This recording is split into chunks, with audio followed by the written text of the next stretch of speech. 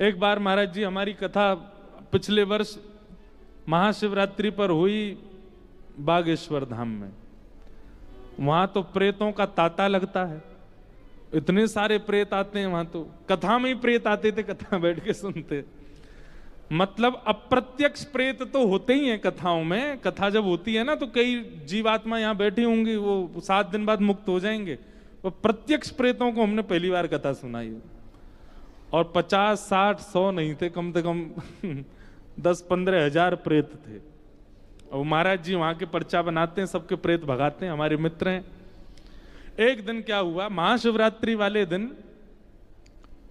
सुबह सुबह महाराज जी ने कही कि बोले भैया आज आप आरती करके आओ बागेश्वर बालाजी की। अब मुझे नहीं पता थी कि वहां मंगला में ही सारे प्रेत आते हैं, मुझे थी सब दर्शनार्थी आते हैं।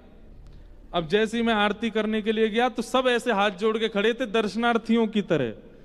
लेकिन जैसे ही हमने आरती पकड़ी और घुमानी प्रारंभ करी, महाराज सबरे प्रेत बन गए वो। और चिल्ला में चीखें, रेलिंग पकड़ पकड़ के मारे, सिर घुमा में, बाल खोल लिए सबने।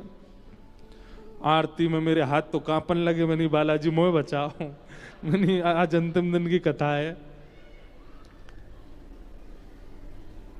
तो जैसे ही हम बाहर निकले आरती करके, तो थे साथ में भाई लोग कई थे हमको बचाने के लिए। लेकिन उनमें से एक प्रेतनी, कैसे पता नहीं वो प्रेतनी थी तो वो माता जी, वो कहां से तोड़ ताड़ करके और लोग बागों के हाथ सीधे आके उनने मेरा पांव पकड़ा और पांव पकड़ करके मुझे मुक्ति चाहिए, तुम ही दोगे। अरे मैंने की जय हो मैया, मेरे पांव छोड़ो। कूद काद के मैं भागा तो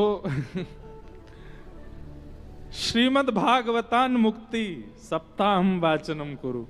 तो हमको एक पंडित जी थे साथ में, बोले महाराज जी आपको इसलिए पकड़ रहे हैं, आप कथा सुना रहे हो ना, आपकी कथा से ही मुक्त होंगे, इनको मुक्ति चाहिए इसलिए आपको पकड़ रहे हैं। तो भैया ऐसे प्रेतों की मुक्ति होती है कथा से। जो जघन्य पापी होते हैं वही प्रेत बनते हैं।